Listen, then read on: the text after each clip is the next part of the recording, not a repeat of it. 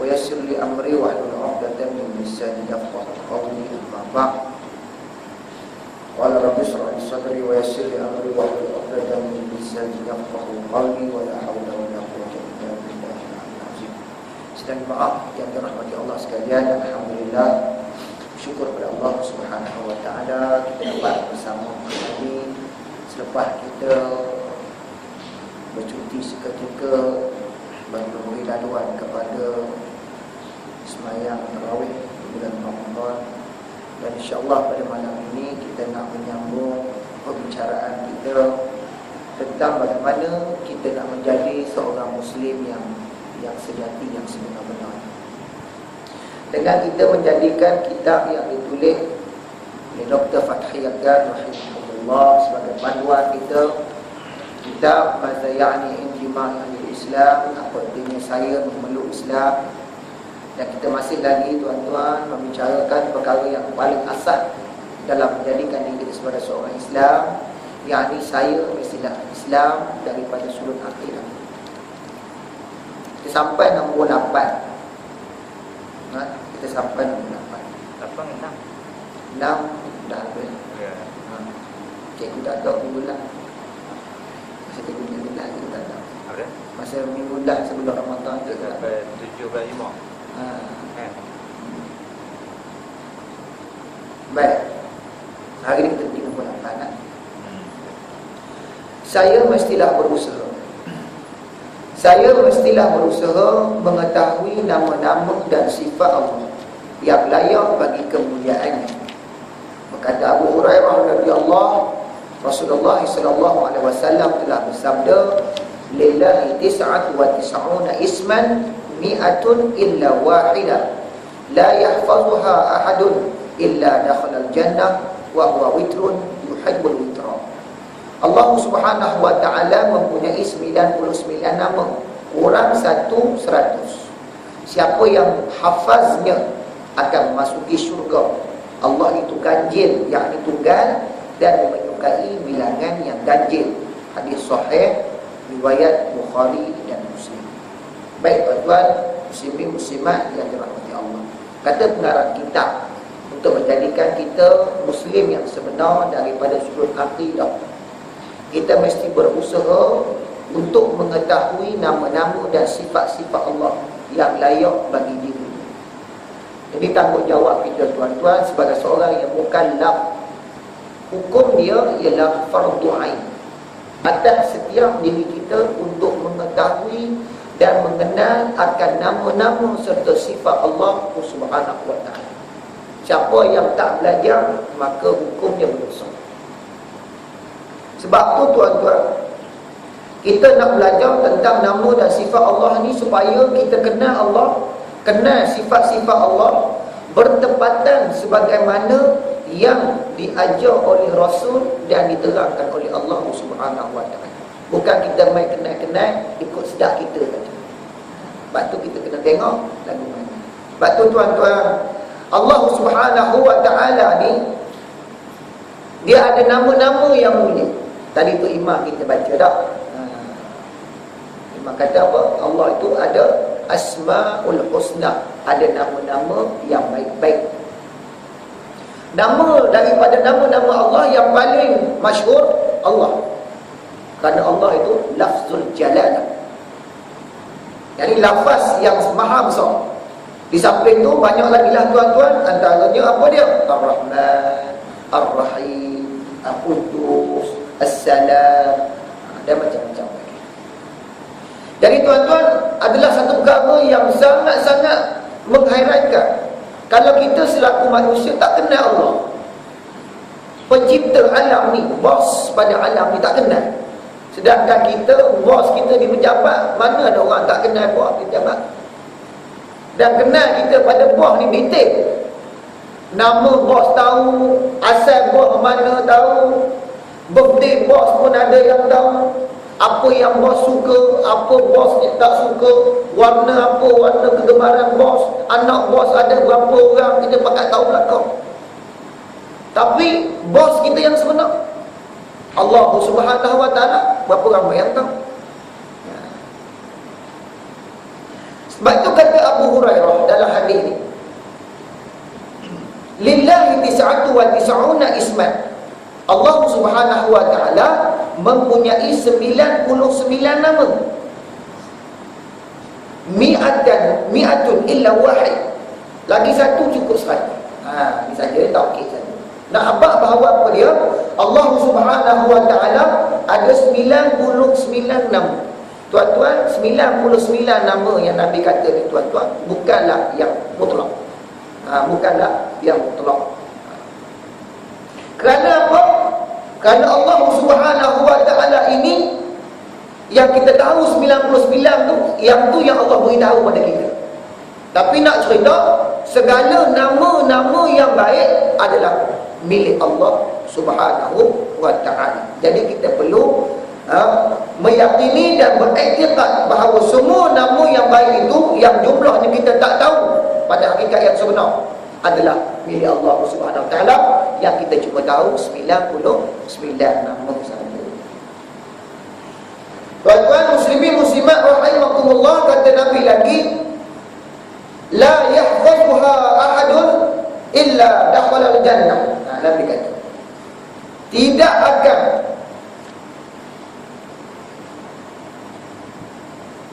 sesiapa yang menghafal, Nabi kata, la yahfazuha ahadun, tidaklah dikatakan seseorang yang menghafal itu, melainkan Allah akan beri kepadanya ganjaran memasuki syurga.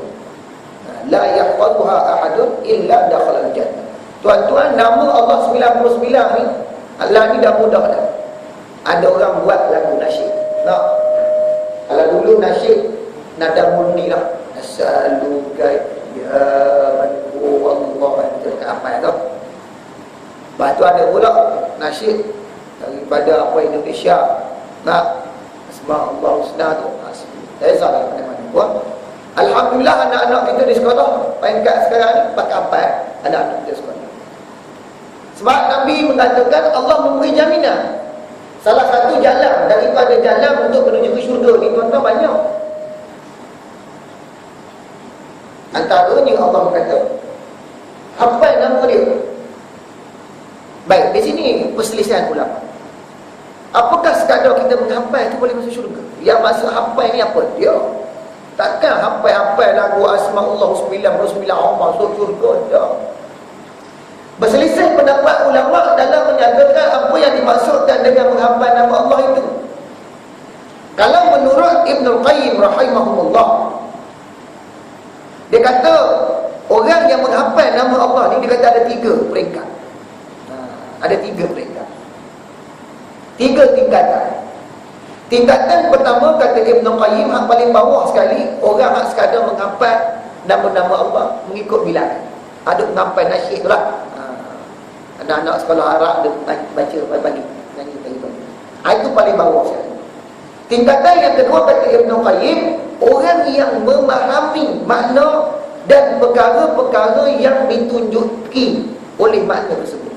Dia tahu hak kata Ar-Rahman tu apa dia, hak kata Ar-Rahim tu apa dia, Al-Qudus tu apa dia, As-Salam tu apa dia. Dia faham. Dan dia boleh membezakan antara satu nama dengan satu nama yang lain.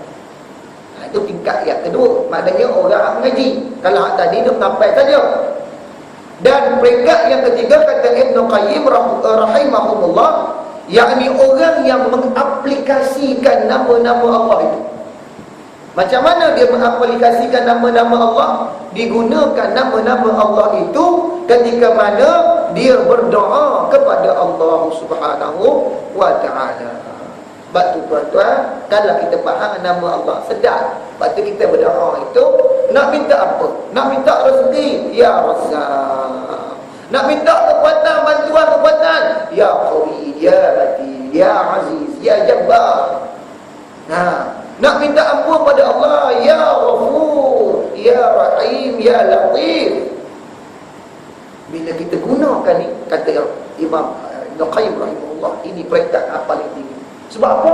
Bukan sekadar kita hafal, bukan sekadar kita boleh membeza-bezakan, bahkan kita boleh guna dan mengaplikasikan dalam doa yang kita buat sehari-hari.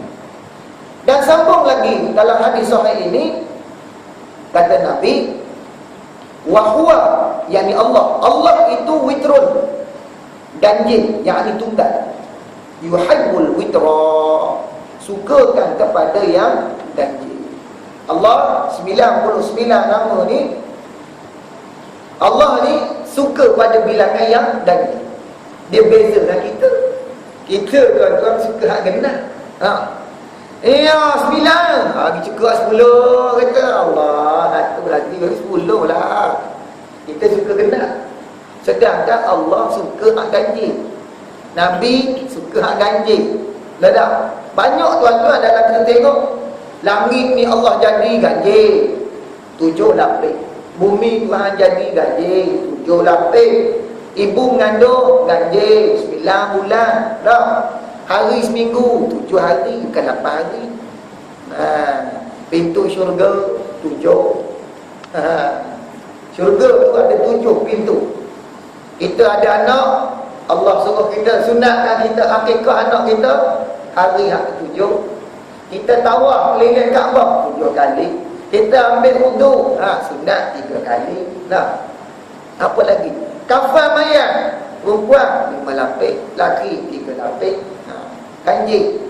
Bilangan Nabi berapa? 313 orang. So, hak kita wajib beriman 25 orang ganjil. Anak Nabi 7 orang. Nabi berdakwah 23 tahun. Umur Nabi 61 tahun. Ganjil lah tu. Baru ni kita apa tu? Lailatul Qadar. Dah. Kita lihat pada malam-malam yang ganjil. Sebab tu ganjil ni Allah suka. Kalau boleh kita pun lepas ni sukakan pada hak ganjil. Makan nasi lah Nabi. Enggak nasi lah 3 ketul. Ambil hak ganjil-ganjil kerana Allah tu suka hak ganjil. Tuan-tuan, kita boleh guna. Nak doa kita kepada Allah ni ikut mana kita suka. Nak guna nama Allah pun boleh. Ya Allah boleh. Ya Allah, Ya Rahman boleh. Ya Aziz boleh. Tak ada masalah. Pernah satu ketika tuan-tuan, ketika mana Nabi sedang bertahajud tengah malam. Lepas habis Nabi bertahajud, Nabi berdoa. Dalam doa Nabi itu tuan-tuan, Nabi sebut Ya Rahman, Ya Rahim, Ya Rahman, Ya Rahim. Waktu Nabi sedang berdoa tu, lalulah seorang laki-laki musyrikin. Dia duduk dengar Nabi sebut Ya Rahman, Ya Rahman, Ya Rahim, Ya Rahim. Bukan ke Tuhan Muhammad ni nama Allah? Pasal apa duk panggil Rahman, Rahman? Sedangkan pada waktu itu tuan-tuan, ada seorang laki-laki yang bernama Rahman, hak tinggal di Yamamah. Maka orang kafir musyrikin ni kata, oh Nabi Muhammad ni duk sebut nama Rahman hak Yamamah tu. Apa cerita kelima benar Rahman tu sampai Nabi dah sebut-sebut. Maka akhirnya tuan-tuan, turunlah ayat surah Al-Isra ayat 110 yang mana Allah kata, Qulidu Allah Awidur Rahman. Kamu boleh panggil Allah atau panggil Ar-Rahman, tak ada masalah. Qulidu Allah Awidur Rahman ayyama tad'u falahul asmaul husna. Mana nak panggil pun tak ada masalah. Kerana Allah itu mempunyai nama-nama yang baik. Jadi tanggungjawab kita nak jadi seorang Muslim yang hakiki. Daripada sudut akidah kena belajar. Kena belajarlah mengenal sifat-sifat Allah. Berapa sifat Allah? 41. Belajarlah, InsyaAllah. Yang ke-9, saya mestilah berfikir, merenung kehebatan kejadian-kejadian Allah, bukan memikirkan tentang zatnya, sebagai mengikuti dan mentaati perintah Rasulullah sallallahu alaihi wasallam. Apa kata Nabi? Tafakkaru fi khalqillah wa la tafakkaru fillah fa innakum lan tuqaddaru qadrah. Berfikirlah kamu tentang makhluk ciptaan Allah, dan janganlah kamu memikirkan tentang zat Allah, kerana kamu tidaklah mengetahui keadaan yang sebenarnya. Baik, muslimin, muslimat yang dirahmati Allah, perkara yang ke-9 yang diminta oleh pengarang kita ni bagi mengukuhkan akidah kita untuk menjadi seorang Muslim yang sejati. Kita ni Allah bagikan kita ni akal fikiran. Akal fikiran. Mulianya manusia ni pasal ada akal fikiran. Sebab itu dalam maqasid syariah yang ketiga, dia kena hifzul uqul, menjaga akal. Tuan-tuan muslimin muslimat, manusia ni Allah sebut dalam surah At-Tin, Allah sumpah dulu. Wati demi buah tin, wa zaitun demi buah zaitun, wa turi sinin dan lembah Tursina, wa hadzal baladil amin dan Mekah. Allah sumpah.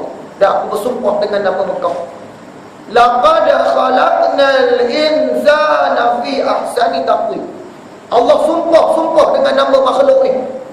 Kenapa dia benar Allah sumpah? Allah nak beritahu kita lepas tu, sesungguhnya aku menjadikan manusia ni sebaik-baik kejadian. Pasal apa manusia ni jadi bagus benar? Allah jadi sebagai sebaik kejadian sebab manusia ni melebihi hebatnya daripada makhluk-makhluk yang lain. Binatang jangan cerita lah, memang out lah, pasal dia tak ada akal. Yang ada akal siapa dia? Jin out. Yang ada akal siapa dia? Malaikat. Malaikat pun tak boleh lawan dengan manusia. Malaikat ni tuan-tuan, dia hebat pasal apa? Pasal dia tak ada nafsu. Dia tak ada jantina, laki-laki atau perempuan. Dia tak membiak, dia tak makan, dia tak tidur. Kalau malaikat tidur tuan-tuan, malaikat pun ada yang culat. Malaikat ada yang MC. Mana malaikat tak ada ni? Majlis ilmu ni tak penuh pun malaikat. Manusia biasa lah, memang tak penuh dah. Cuaca lah, alasan je dah. Itu normal lah. Malaikat pun tak boleh. Sebab tu tuan-tuan, Allah pernah kan uji malaikat yang bernama Harut dan Marut. Allah hantar mereka di negeri Babylon. Apa jadi pada mereka? Bila Allah masukkan nafsu dalam diri mereka, apa yang mereka? Mereka tak berjaya. Sebelum itu mereka kata, apalah manusia ni duk buat perangai jahat. Apalah manusia ni boleh lawan perintah Allah. Allah kata pilih dua orang malaikat paling baik di kalangan kamu. Allah letak pada dia nafsu. Apa itu? Nabi Muhammad SAW nak dibanding dengan ketua segala malaikat, Jibril AS. Dalam peristiwa Isra Mi'raj, Jibril tak boleh sampai kepada Sidratul Muntaha. Sebab tu nak cerita bahawa manusia ni Allah jadi sebaik-baik kejadian kerana dengan ada akal, kita meletakkan nafsu di bawah ponggongan akal. Akal ni dia boleh menguasai nafsu. Itu hebat. Tapi Allah kata pada ayat yang seterusnya, summa rada'nahu asfala safilin. Tapi kalau jenis manusia ni aku beri pada dia akal, sedangkan dia tak mampu nak menguasai nafsu dia dengan akal, maka dia ni aku akan balikkan semula dia ni jadi setempat yang paling teruk, sehina-hina tempat. Apa dia? Jadi lebih teruk daripada binatang. Tuan-tuan muslimin muslimat rahimahullah, dalam ayat Quran banyak tuan-tuan kita tengok ayat yang mana Allah menggalakkan kita supaya guna akal. Afala taqilun, banyak kan kita jumpa. Afala tatafakkarun, Allah banyak tanya, mu tak fikir ke? Ada otak lah, otak saja dalam kepala otak tu, tapi tak memikir. Terutamanya tuan-tuan, minta maaf lah, kita lah orang Melayu, payah orang mikir. Kalau boleh ni bagi soalan hak mudah-mudah je Ustaz. Kalau kita mengajar dalam kelas lah, nak suruh budak ni, kita dah habis belajar, tolong buat kesimpulan. Apa dia Ustaz? Apa dia? Soalan apa tadi? Kena mesti 2 kali kena soalan. Pasal apa? Baru nak start fikir. Ustaz tanya apa tadi? Bila kita tanya, dia pun ingat, umum. Bukan dia, mungkin orang lain. Jadi tak nak mikir. Bila kita point, awak tolong buat kesimpulan, apa dia tak lalu Ustaz ni? Baru nak mikir. Lepas tu tanya kawan pula, benda. Ni budaya orang Melayu Islam, dia tak nak memikir. Sebab tu ada kajian yang tegang, otak orang Melayu ni paling tidak maksimum penggunaan. Tak memikir. Masalah aku tak mau cakap-cakap banyak serabut lah. Baik ekonomi, aku serabut lah. Dengar cerita kemelut Menteri Besar di Selangor, aku tak nak mikir lah. Semua dia serabut. Mikirlah sikit. Semua tak nak mikir langsung. Pasal apa? Aku ni sedar, serabut-serabut kepala buat apa, dia kata. Tuan-tuan, otak ni Tuhan bagi, suruh kita mikir. Kalau kita tengok sahabat-sahabat kita di Gaza, kalau mereka tak guna otak dah, habis lama dah mereka. Dah lah mereka cepuat di situ, keliling pakat dengan orang Israel, sekat sana, sekat sini. Sebab tu mereka cukup risau bila mana Mesir ni dapat ke tangan Ikhwanul Muslimin. Mereka risau tentang sempadan di Rafah, duk masuk bekalan-bekalan. Sebab tu mereka mesti tumpahkan dulu Mesir. Bila Mesir jatuh, tengok habis dah sempadan Rafah kena tutup balik. Terusan Suez, masuk pula kapal-kapal daripada Israel. Tapi orang Palestin, walaupun jiwa mereka, jasad mereka kena membunuh, tapi pemikiran mereka keluar daripada negara Palestin. Nabi Muhammad walaupun tak pergi keluar daripada bumi Arab. Nabi tak pernah pergi sampai ke China, betul tak? Tapi Nabi mengesyorkan kita belajar ilmu. Dia sampai ke negara China. Walaupun jasad Nabi ada di Mekah, ada di Madinah, tapi pemikiran Nabi keluar global satu dunia. Dia mikir masalah umat di satu dunia. Muslimin muslimat rahimakumullah, Allah beri kita ni otak supaya mikir, tuan-tuan. Tanggungjawab kita, tuan-tuan, pertama fikir. Mikirlah. Dan yang kedua, kita kena banyak ingat Allah Subhanahu wa ta'ala. Fikir tentang kekuasaan Allah. Dan yang kedua, banyak kita berzikir, memuji kebesaran dan kehebatan Allah Subhanahu wa ta'ala. Sebab itulah tuan-tuan, ayat yang pertama saya selalu cakap adalah sebelum ni tuan-tuan, Allah ni tuan-tuan, dalam Islam mana ada paksaan dalam beragama. La ikraha fid din. Allah kata jelas dalam Quran, tidak ada paksaan dalam agama. Kenapa? Kerana qad tabayyana ar-rusydu minal ghayy. Kerana dah jelas sangat dah beza. Yang kata sesat tu lagu mana, yang kata benar tu lagu mana. Orang yang menggunakan fikiran, dia boleh kenal mana hak benar, mana hak salah. Sebab tu tuan-tuan, orang Islam ni orang cerdik pandai. Orang hak guna otak, orang hak menengok dan mikir, bukan sekadar dia mengikut nolong, tanpa dia mengkaji, tanpa dia melihat segala detail. Dia bukan memeluk Islam sekadar-kadar tu. Sebab tu tuan-tuan, Islam ni orang pandai-pandai, orang cerdik. Orang kalau dia terus mengkaji dan mengkaji, dia akan masuk Islam. Muslimin yang dirahmati Allah, ayat pertama kita tengok tak? Allah kata apa dia? Iqra. Bacalah, kajilah. Dan Allah kata apa dia? Allazi 'allama bil qalam. Nak kaji ilmu Allah ni, tengoklah apa benda alat yang paling sesuai. Janji kamu boleh kaji ilmu Allah. Kalau boleh dengan pen, kaji dengan pen. Kalau boleh dengan teropong, kaji dengan teropong. Kalau boleh dengan kapal terbang, kaji dengan kapal terbang. Tak ada masalah. Gunalah sebarang bentuk alat tampung. Yang penting kita nak mengkaji tentang kebesaran Allah Subhanahu wa ta'ala. Cuma Nabi kata, jangan kamu memikirkan tentang zat Allah Subhanahu wa ta'ala. Ni jangan. Mikir ni bagus tuan-tuan. Semangat orang kata apa? Budaya inquiry. Orang kata. Antara faktor-faktor, kalau kita belajar sejarah, antara faktor-faktor tercetusnya reformasi di Eropah, kerana orang Eropah dia ada semangat inquiry, semangat nak tahu. Pasal apa? Why? How? When? Dia tanya tak.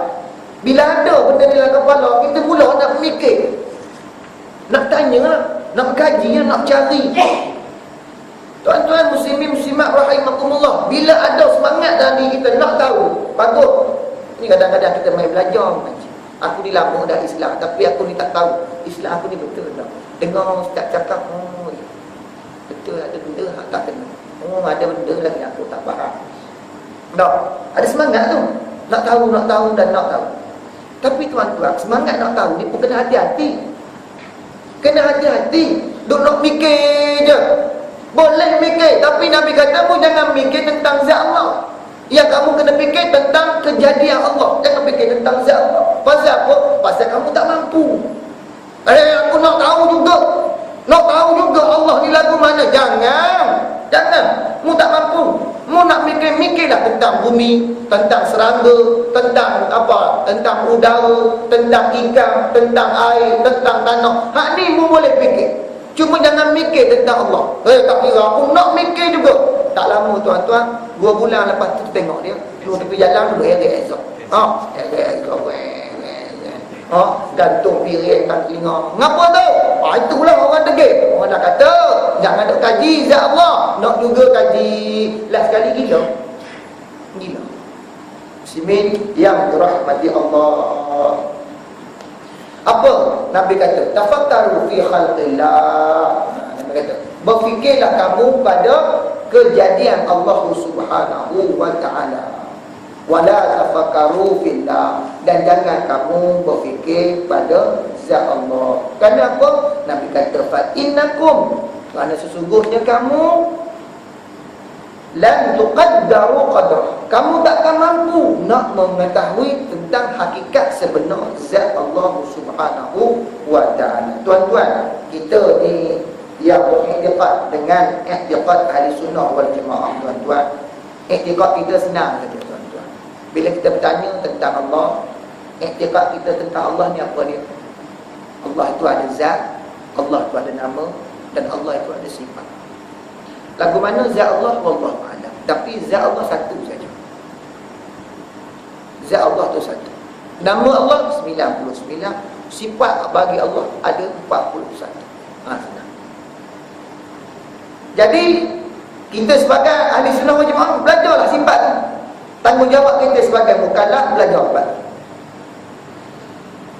Kadang-kadang main juga tuan-tuan dalam hati kita ni. Bila baca ayat-ayat mutasyabihat dalam Quran. Tahu ayat-ayat mutasyabihat?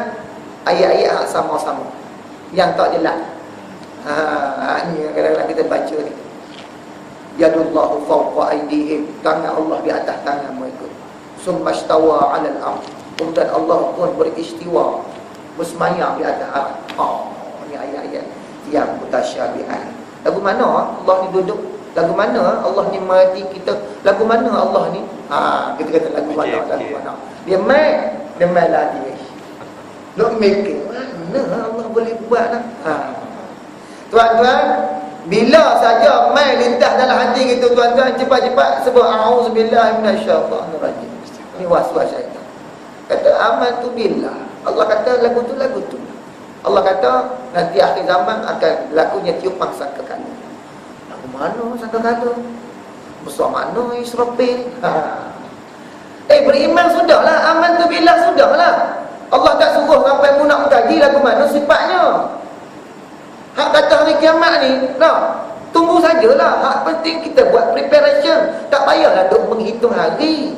Bila hari Jumaat mu tahu tak? Mu tahu tak bila hari kiamat? Tahu. Hari Jumaat. Jumaat bila? Wallahu a'lam. Pasal Nabi kata hari Jumaat. Yang kita duk cari 2014, 2049, 2020 tu bukan kerja. Buat bodoh kerja, bodoh ke kita. Duk kira bodoh. Mu lebih baik mu pergi kaji tentang binatang, tentang ayam. Pasal apa ayam kita ni payah sangat nak hidup. Selalu sangat kena demam apa? Penyakit apa? Penyakit awak. Duk kaji tentang kelapa sawit. Pasal apa kelapa sawit boleh keluar pokok ni buah sampai dalam 20 tahun. Cuba buat pokok dah rendah ya. Cabang tak? Bagi kelapa sawit cabang 4 kan sedap. Satu pokok cabang 4 ni sebagai. Tak fikir hal tu. Tak ada masalah. Sebab kita hari ni tuan-tuan, selesa kita hari ni mengajar hari ni malam siang boleh mengajar. Tak gaduh nak pelita dah. Kita dengan aircon sejuk, dengan kipas, dengan mikrofon, dengan rakaman, tak pergi masjid pun boleh tengok ustaz kita. Duduk depan komputer, ketik-klik-klik. Ini semua ni tuan-tuan hasil daripada pengkajian orang-orang sebelum kita. Kita senang hari ni tuan-tuan, selesa hari ni, kemudahan yang kita ada hasil daripada orang-orang terdahulu yang guna akal fikiran kaji. Tak kita pun sebagai kita duk makan hasil orang ni. Allah beri kita otak sama macam otak orang lain. Kajilah. Saya ustaz, SPA ustaz. Tak kira SPA ke tak SPA ke, mu ada otak boleh mikir. Imam Syafi'i ada SPA tu. Tak ada lah. Mikir 1000 tahun dah Imam Syafi'i meninggalkan kita. Tapi ilmu dah kita terus amal apa lagi. Muslimin yang dirahmati Allah Subhanahu wa taala. Allah Akbar. Kita ni Allah nak kaji bab makhluk pun tak habis. Nak kaji bab makhluk. Hak kaji diri kita pun tak habis. Ya? Ngapalah 5 jari kita dah. Ngapa Tuhan tak buat apa? Ngapa dia pun tak nak kita? Kenapa tak buat lebih?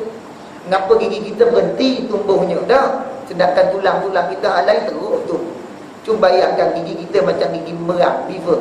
Beaver tu aduk makan pokok dah. Dia mengapa dia gigit pokok tiap hari? Pasal gigi dia terus panjang. Kalau dia tak makan pokok satu hari, dia akan mati. Sebab gigi dia akan terus panjang, tutup mulut. Lalu kali tak boleh makan, mati gitu. Tapi dah orang buat elok dah. Kita ni gigi kita, bulu kening kita, bulu hidung kita, comel sangat dah. Hak tu pun kita tak boleh kaji. Dok sibuk nak mengkaji tentang zat Allah Subhanahu wa ta'ala. Pada otak kecil nak kaji benda besar. Allah. Sebab tu dalam satu hadis lain tuan-tuan, Nabi ada memberitahu kepada kita bahawa manusia ni tuan-tuan, kadang-kadang sampai dia bertanya-tanya, Allah telah menciptakan makhluk. Ini makhluk ni semua Allah buat. Siapa buat Allah ni? Dia main gitu.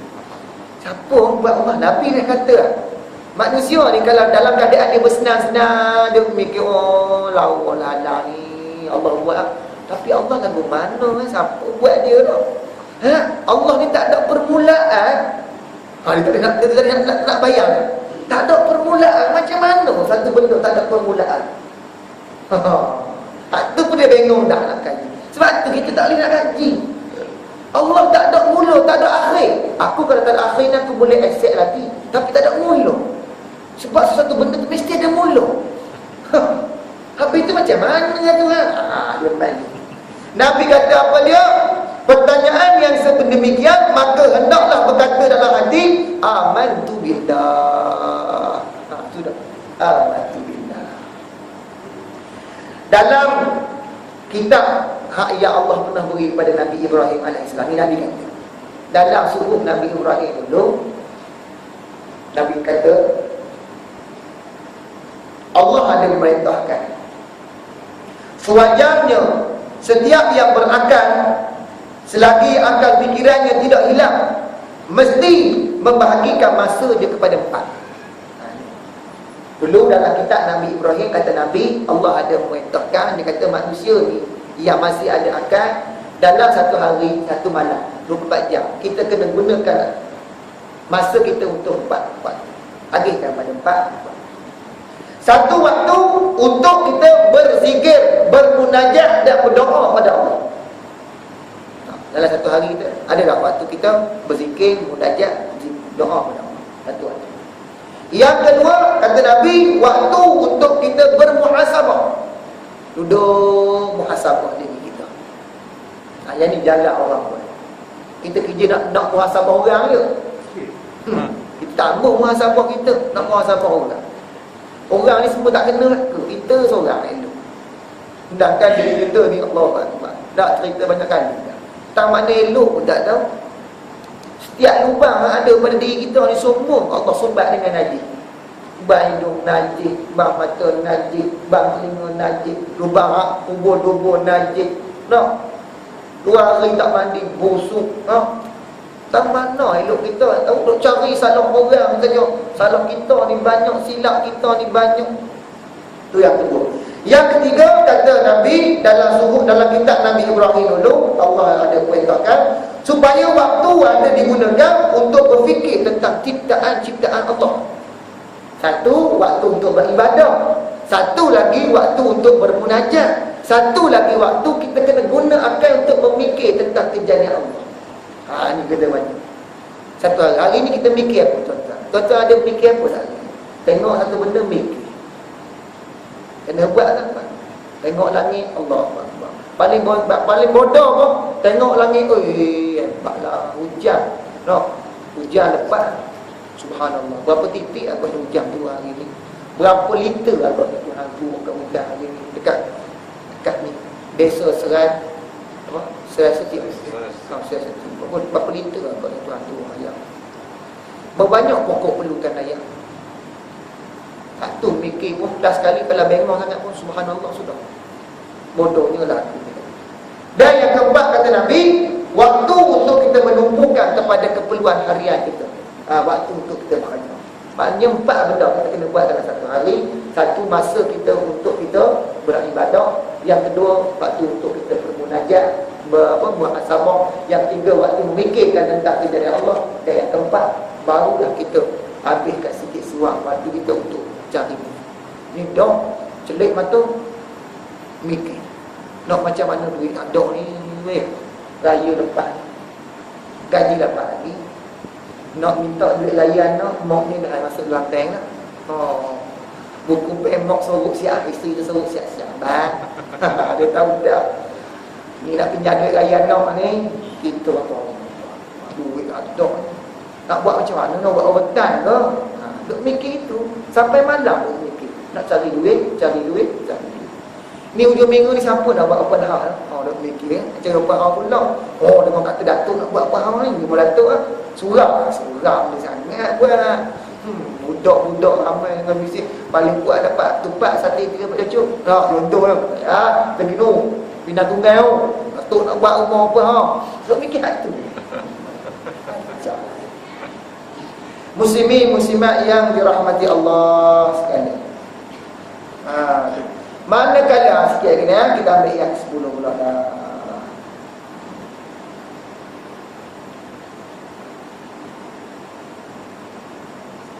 Kita ambil yang 10. Berhubung dengan sifat-sifat Allah Subhanahu wa taala. Terdapat banyak ayat-ayat suci Al-Quranul Karim yang membuktikan kesempurnaan ketuhanannya, yakni uluhiyah Allah. Kita dapati beberapa ayat Quran membuktikan kewujudan Allah. Sifat baqa, yakni kekal. Sifat qidam, sedia ada. Sifat ia berlainan dengan segala makhluk, tidak mempunyai anak, tidak ada yang menandinginya. Kalau juga menemui ayat-ayat yang menunjukkan menandinginya, kalau kita juga menemui ayat-ayat yang menunjukkan Tuhan itu wujud dengan sendirinya, maha kaya dari segala makhluknya, dan makhluk berhajat kepadanya.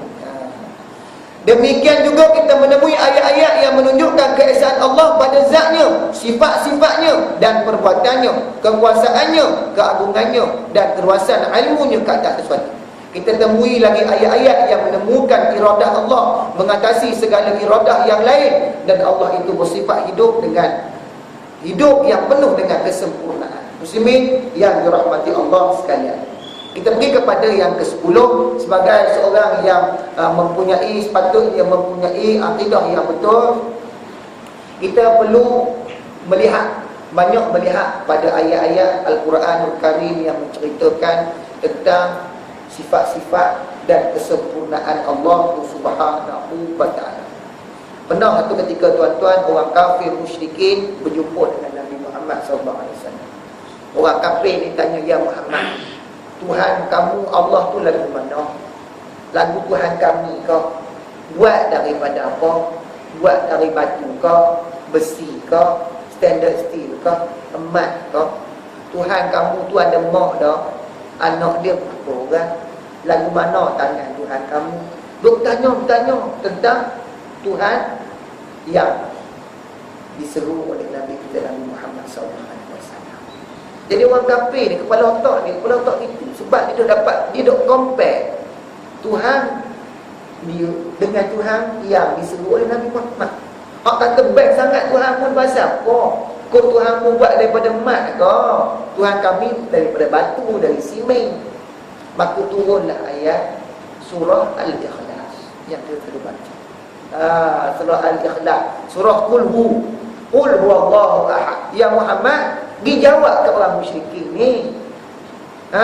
Yang kata Tuhan tu lagu mana, Allah tu lagu mana? Katakanlah Allah Tuhan kamu ni Tuhan yang satu. Qul huwallahu ahad, Allahus samad. Allah ni Tuhan yang menjadi tempat sandaran sekalian makhluk. Semua makhluk ni sandar hajat pada Allah. Baik makhluk tu beriman ataupun makhluk tu tak beriman pada Allah. Kalau kita tengok orang-orang bukan Islam, dia minta juga dengan Tuhan tak? Dia minta dengan Tuhan apa? Dia minta dengan Tuhan Allah. Oh Tuhan.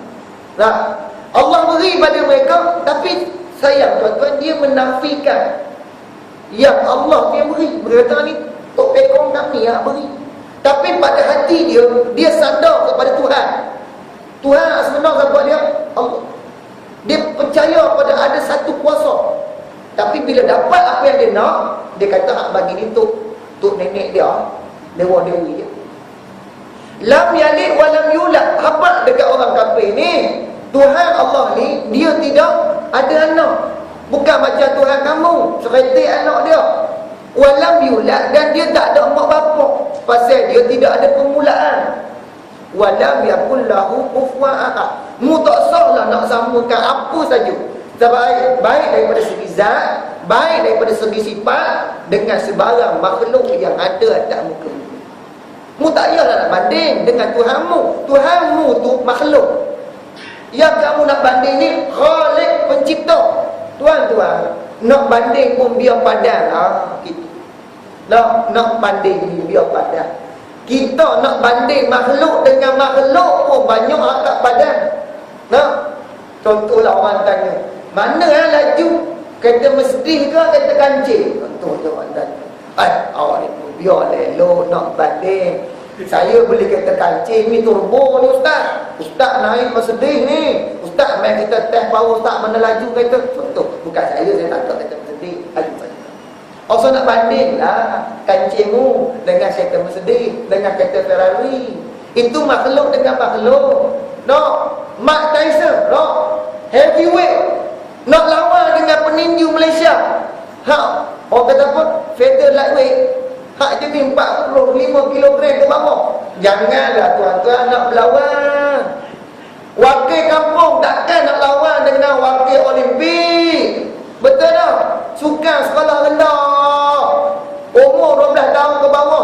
Ada pula budak umur 18 tahun nak masuk. Tak boleh nak lawan lah. Tak adil. Mu nak banding antara makhluk dengan makhluk pun tak lepas. Biarlah banding hak setara.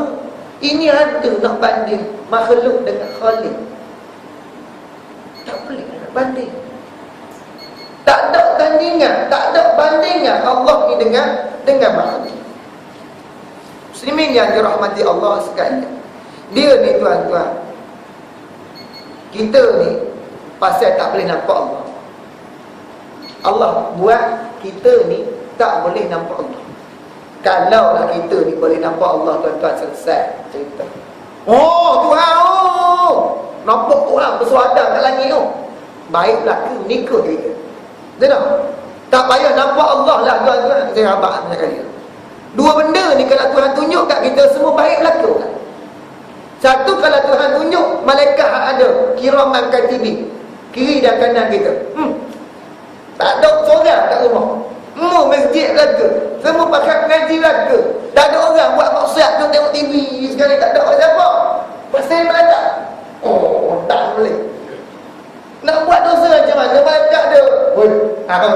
Terbaik ibu aku. Tak ada orang.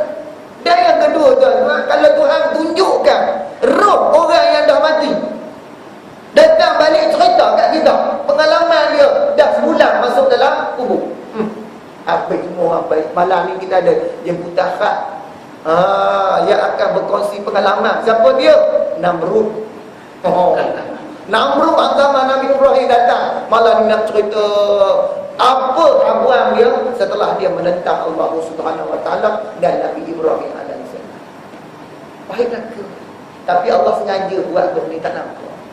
Kita ni tak nampak Allah. Tapi pada hakikatnya tuan-tuan, pernah satu ketika seorang sahabat yang bernama Zidlik Al-Yamani. Dia ni sahabat pada Sayyidina Ali. Dia bertanya kepada Sayyidina Ali. Sayyidina Ali ni tuan-tuan masyhur sebagai seorang yang bijaksana. Tanya Zidlik Al-Yamani kepada Sayyidina Ali, "Ya Ali, apakah kamu pernah melihat Tuhan kamu?" Mu ni ya Ali, pernah tengok Tuhan ke? Maka jawab Sayyidina Ali, "Bagaimana saya menyembah Tuhan yang kalau saya tak boleh tengok? Saya mestilah nampak." Kata Sayyidina Ali, "Mestilah aku nampak. Macam mana aku nak sembah Tuhan yang aku tak nampak?" Maka Zidlik kata, "Macam mana?" Kata Sayyidina Ali, "Aku nampak dengan mata hati aku." Kita nampak dengan mata hati. Bau ibadah kita khusyuk. Ni kita tempat semayang pun, ni dalam sah pun kadang-kadang kita gaul sana nak tangan sini. Allah Akbar. Tak ada khusyuk, tak ada khudu'. Pasal apa? Kita tak nampak Allah.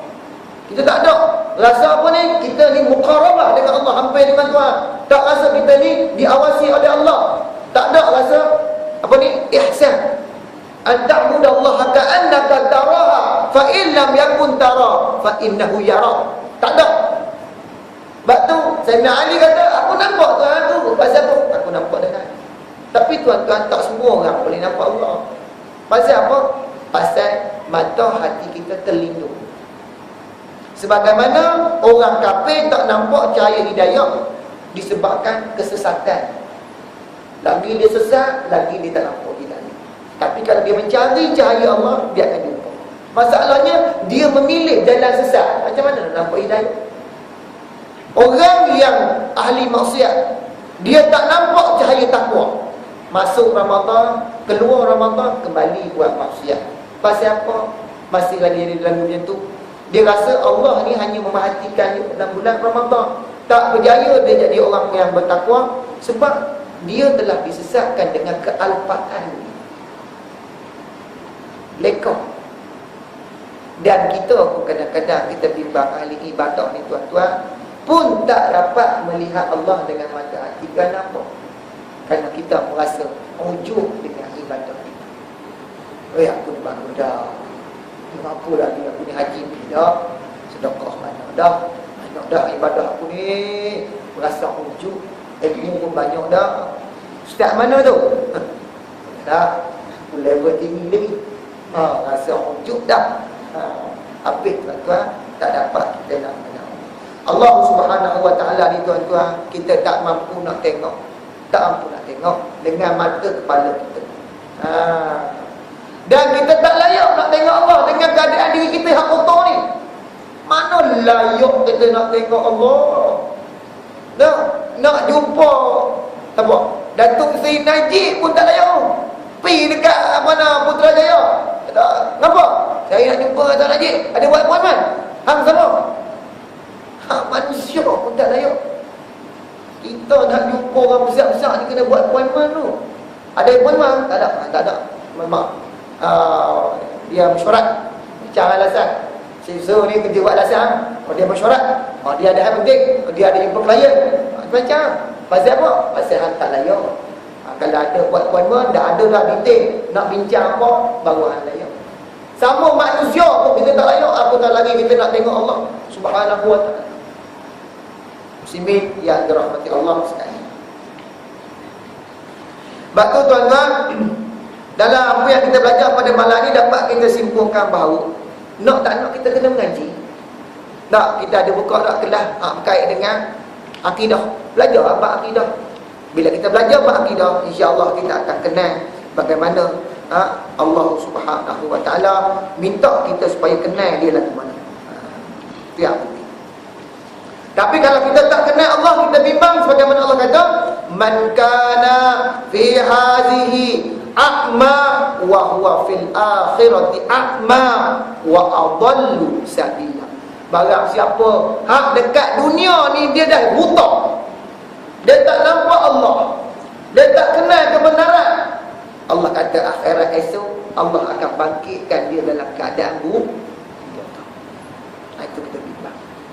Sebenarnya yang dirahmati Allah, kita belajar bab akidah ni tak rugi. Sebab dalam banyak-banyak ilmu yang paling mulia sekali tuan-tuan ialah ilmu tentang akidah. Itu penting. Paling mulia sekali ilmu iaitu ilmu akidah. Antaranya kita belajar tentang ilmu tauhid, asma wa sifat. Ini belajar yang paling mulia. Yang kedua, kita belajar akidah ni tuan-tuan sebab apa? Sebab kita nak ma'rifatullah. Kita nak kenal Allah tu lagu mana. Bila kita kenal, baru akan timbul rasa takut. Bila kita rasa dah kenal Allah, baru timbul rasa cinta. Bila kita dah kenal Allah, baru timbul rasa raja, pengharapan. Yang ketiga, mengapa kita nak belajar ilmu akidah ni tuan-tuan? Itulah sebenarnya Tuhan jadikan kita. Tujuan Allah jadikan kita. Allah jadikan kita ni untuk apa? Untuk kita kenal Allah. Bukan tadi saja. Bila kita tak kenal Allah, maka kita akan beranggapan akulah Tuhan. Bila kita kenal Allah, baru kita sedar, oh, ada Tuhan sebenarnya. Aku ni sekadar hamba saja. Dan tuan-tuan, belajar akidah ni, belajar bab tauhid akidah ahli sunnah wal jemaah yang menceritakan tentang tauhid asma wa sifat ni tuan-tuan, yang ini merupakan sebahagian daripada perkara yang boleh menyempurnakan rukun iman kita. Sebab rukun iman kita pertama sekali kita kena beriman kepada Allah Subhanahu wa ta'ala. Baik tuan-tuan, yang ke-11, saya mesti meyakini bahawa pendapat dan pandangan para salaf adalah lebih utama untuk diikuti supaya dapat menyelesaikan perbahasan tentang pentakwilan dan pentaktilan sesetengah ayat suci Al-Quran, yakni membiarkan sebahagian daripada sifat-sifat Allah dalam Quran dengan menyerahkan hakikat sebenar mengenai maknanya kepada Allah Tabaraka wa Ta'ala. Maksud isyak belum? Belum tidak? Saya juga mestilah meyakini bahawa berbagai bentuk pentakwilan ayat-ayat tersebut oleh golongan khalaf, yakni yang kemudian tidak wajar dijadikan sebab kepada perselisihan yang berlarutan dan jangan sampai timbul kembali perbalahan di antara golongan khalaf dan salaf pada masa lampau maupun masa kini. Yang ni dalam bab menceritakan tentang ayat-ayat mutasyabih. Ulama salaf dan ulama khalaf, apa benda ni? Ni duk main keluar ni. Oh, saya ni orang salafi. Oh, sedangkan tak pernah timbul istilah salafi. Tapi puak-puak ni yang menyatakan, oh, saya duk ikut ulama-ulama terdahulu. Salaf ni mana terdahulu, khalaf yang terkemudian. Salaf ni terdiri daripada golongan dia berkata sahabat, daripada golongan tabi'in. Ni golongan-golongan salaf. Golongan-golongan salaf ni dalam mentakwil, dalam memperincikan, memperjelaskan ayat-ayat yang sama-sama, ayat-ayat yang mutasyabih yang saya katakan tadi. Bagaimana contoh yadullah, tangan Allah. Dalam contohnya menceritakan tentang apa? Tentang istiwanya Allah, bersemayamnya Allah. Berbeza pendapat dengan ulama-ulama yang terkemudian. Jadi kita hari ini macam mana? Nak duduk dalam perselisihan ke? Nak pilih pandangan salaf ke? Nak pilih pandangan khalaf? Ini pun kadang-kadang jadi timbul isu. Kita tengok dulu contohnya isu bab istiwa ni sudahlah. Habis orang hentam. Ulama kita dapat ni Datuk ni Abdul Aziz bab istiwa ni saja. Tak bahasa bila dia menguraikan tentang duduk bersemayam. Bahasa Kelantan lah. Cerita salah faham pula jadi cerita. Sebab tuan-tuan, pendekatan ulama salaf, mereka mengambil pendekatan selamat. Mereka tidak mahu menghuraikan lagu mana yang dimaksudkan dengan ayat tersebut. Bila kata tangan sudah, tangan orang nak cerita, orang nak cerita lah tangan tu maksud apa, no. Tapi ulama-ulama yang kemudian, ulama-ulama kontemporer melihat kepada keadaan perlunya uraian kepada maksud, kerana banyak serangan daripada musuh-musuh Islam, maka dia pun menceritakan, oh, tangan itu bermakna kekuasaan. Yang dikatakan Allah itu bersemayam tu lagu mana? Tuan-tuan muslimin muslimat rahimakumullah, kita ni tak kenal zat Allah. Kalau orang kata pada kita, lagu mana lah Tuhan ni boleh bersemayam? Habaq balik kat dia, hang tahu tak Tuhan tu lagu mana? Zat Tuhan tu kamu tahu tak bersemayam? Kita faham bersemayam ni maknanya kalau raja-raja duduk atas singgasana. Tak, duduk atas singgasana itu bersemayam. Tapi bila Allah kata dia bersemayam di atas arat, adakah kita nak menceritakan bahawa Allah itu bersemayam macam mana bersemayamnya raja-raja? Sebab tu ulama-ulama salaf dia tidak ambil jalan untuk menghuraikan lagu mana bersemayam. Orang-orang ini kata, macam mana Allah tu duduk bersemayam? Tanya balik pada dia, hang tahu tak Allah tu lagu mana? Kalau kita kata duduk ni ada apa? Ada punggung lah. Kalau orang bersemayam, dia duduk atas punggung gitu. punya pelak atas singgasana. Hang tahu ke keadaan Allah tu lagu mana? Ingat Tuhan tu ada punggung ke? Tuhan tu duduk cantik, kaki Allah tu lagu mana? Hang tahu ke? Yang kata Allah turun ke langit dunia pada petang Ramadan tu, apa tahu ke Allah tu lagu mana? Tangan ke kaki Allah kamu tahu ke? Oh, tak tahu, mana kita boleh tahu zat Allah? Dah kalau hang tak tahu zat Allah tu lagu mana, macam mana aku nak cerita lagu mana Allah turun? Tak, kalau kita contoh lah, orang kata tu Cikgu Osman tu baru ni kena kecil manis ustaz. Kecil manis potong dah kaki dia sebelah. Tak ada lah, mau tinggal sebelah ustaz, kaki belah kiri kena potong, tinggal kaki belah kanan. Tapi baru ni saya jumpa dia buat motor ustaz tu dekat parkir buat motor. Lagu mana orang tapi tak ada boleh buat motor? Kita boleh bayangkan, betul tak? Kita boleh bayangkan bila orang tak ada kaki sebelah bawa motor. Pasal kita tahu lagu mana fizikal. Kita boleh cerita, mungkin begini, mungkin motor tayar 3, atau mungkin motor tu lah dimodify, mungkin gear letak kat tangan. Kita boleh cerita sebab kita nampak zat dia. Tapi bila kita nak menceritakan tentang Allah yang zatnya sendiri pun kita tak tahu, macam mana kita nak cerita tentang kaifiat? Sebab tu tuan-tuan, menceritakan, bertanya tentang kaifiat itu, hukum dia bid'ah. Ulama-ulama khalaf sendiri pun tak cerita macam mana kaifiat. Cuma dia mentakwilkan ayat tersebut kepada makna yang lebih senang untuk diterima oleh kita pada hari ini. Jadi pendekatan kepada kita hari ini, tuan-tuan, kita tak perlu melihat berlakunya perselisihan di antara ulama salaf dan khalaf, tak berlaku. Yang ada hari ini orang yang ekstrim. Menganggap aku ni orang yang mengikut pandangan ulama salaf. Siapa yang tak ikut cara aku, mereka ni khalaf. Fikir itu. Siapa yang ikut macam aku ni, ini kita ni pegangan salafi. Yang tak mau ikut cara kita, ini semua orang khalaf. Orang kemudian dia tak boleh pakai depan. Ini yang bahaya. Sedangkan ulama sama ulama, mereka meraihkan. Jadi tak perlu kita nak melibatkan diri, kata pengarang kita, dalam perselisihan di antara pandangan ulama salaf dan ulama khalaf pada ayat-ayat yang mutasyabihat, yang mana kalau kita lihat ulama-ulama salaf dia ambil jalan selamat. Manakala ulama-ulama khalaf dia lebih kepada melihat kepada meraihkan ilmu itu sendiri. Dalam ilmu masalah kepada ayat-ayat yang sendiri. Baik, itu yang ke-11. Yang ke-12, saya mesti mengabdikan diri hanya kepada Allah semata-mata, tidak menyekutukannya dengan yang lain. InsyaAllah kita akan sambung pada pertemuan yang akan datang. Jadi hari ini kita belajar berapa? InsyaAllah 8, 9, 10, 11. 4 ciri-ciri yang perlu ada dalam diri kita untuk memantapkan akidah kita agar kita mempunyai akidah seorang Muslim yang sebenar-benarnya sebagaimana yang dikehendaki oleh Allah dan Rasul.